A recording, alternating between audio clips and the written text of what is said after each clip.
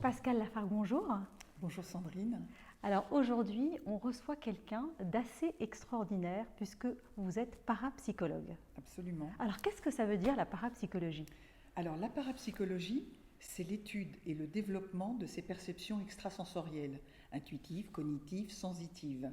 Donc D'accord. ce qui m'a poussée à étudier la parapsychologie il y a plusieurs années, c'est que très très jeune, adolescente, je me posais beaucoup de questions, alors sur l'univers, sur les capacités du cerveau, sur beaucoup de choses. Et puis un jour, très jeune, à l'âge de 18 ans, je vais tomber sur les ouvrages, ceux de Raymond Réan, grand parapsychologue français.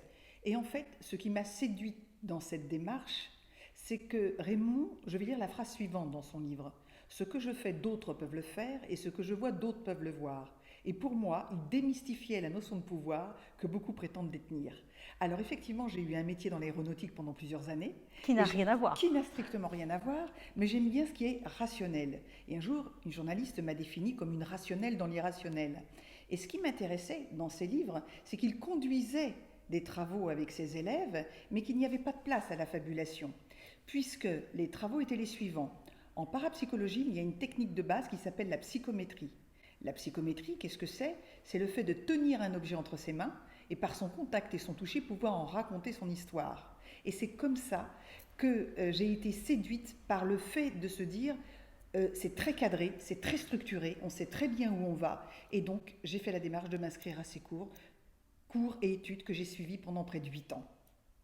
Et alors vous avez pu vous-même exercer ces pouvoirs? Alors, ces capacités-là, j'ai découvert mes capacités au fur et à mesure des études. Première psychométrie que l'on me donne, je n'avais jamais fait ça de ma vie. On me remet un tube à essai, à l'intérieur duquel il y avait une feuille séchée. Un petit exemplaire de chaque est remis à chaque étudiant.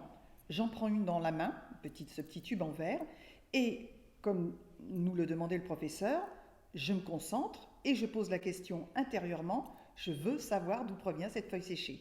Première expérience, je me retrouve propulsée dans un lieu, je vois un environnement très verdoyant, je vois une montagne coupée en son extrémité, je vois un affolement général, des gens courir et une panique totale. Voilà, je résume en quelques mots.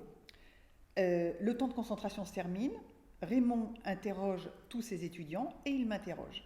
Je lui explique ce que je viens de voir. Il me dit, Pascal, avez-vous déjà fait ça? Je fais non. Il m'a dit, parce que je vais vous expliquer ce que vous venez de décrire. C'est un morceau de feuille séchée qui provient du volcan La Soufrière en Martinique. De là, il se dirige vers sa bibliothèque, il l'ouvre et il me sort une espèce de pierre noire. Il me la met entre les mains sans demander aux autres étudiants de le faire. Il me dit, Pascal, prenez-la entre vos mains et faites-moi parler cette pierre. Tellement contente, à la limite de faire plaisir, je prends la pierre et il me dit, dès que vous voyez quelque chose, vous l'exprimez. Et là, j'ai la pierre entre les mains. J'ai dit, ok, je suis sur l'océan. J'avance vite, vite, vite, vite, vite. Et là, je vois une plateforme. Je vois des hommes en uniforme. Ils portent des casques sur la tête. Je vois un grand liquide noir jaillir de cette plateforme. Et là, il me dit, Pascal, arrêtez. Ce que vous avez entre les mains, c'est un morceau de pétrole qui provient d'une plateforme pétrolière en mer. Et c'est comme ça que mon histoire a commencé. Alors au début, je me suis dit très sincèrement, c'est un coup de bol. Oui.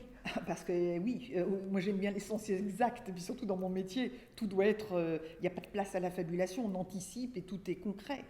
Et je me suis rendu compte que une, deux, trois, et je n'ai fait que ça tout le temps. Alors évidemment, j'ai suscité aussi l'intérêt de certaines personnes qui étaient en cours, qui étaient pour certains historiens, et c'est même certaines personnes qui m'ont demandé de travailler sur des recherches historiques, puisque ces capacités, je me suis rendu compte, et vous le verrez Sandrine au fur et à mesure de nos interviews, que je l'ai mis au service d'énormément de choses, et qu'en fin de compte, je me suis rendu compte qu'il n'y avait aucune limite. Aucune limite. Et c'est comme ça que j'ai avancé dans ce parcours. J'ai eu mon petit diplôme à titre privé, mais je l'ai eu quand même. Bravo. Comme quoi j'ai réussi toutes mes expériences au fur et à mesure de ces années. Et en fait, je n'ai eu de cesse d'expérimenter. En revanche, pour prouver de ma bonne foi, toutes mes expérimentations, qu'ils concernent le passé, le présent ou le futur, sont stockées sur des bandes. Je peux tout prouver. Alors j'ai une question. Est-ce que vous pensez qu'on est tous capables de développer ces capacités, comme vous dites?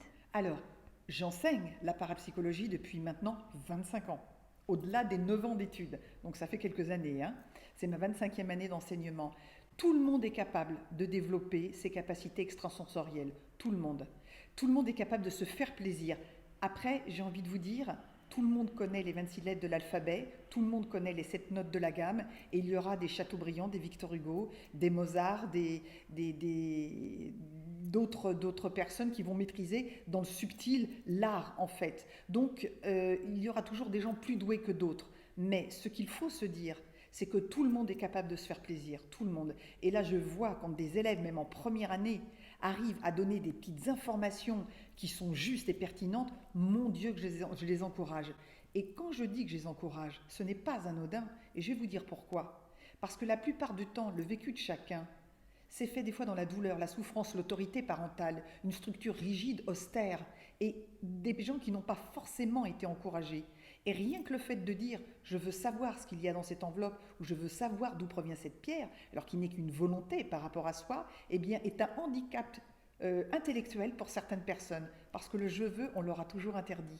Donc en fait, il faut essayer de dépasser certains clivages, une forme aussi éducative, parfois rigide et austère, pour pouvoir accéder justement au plaisir de se faire plaisir.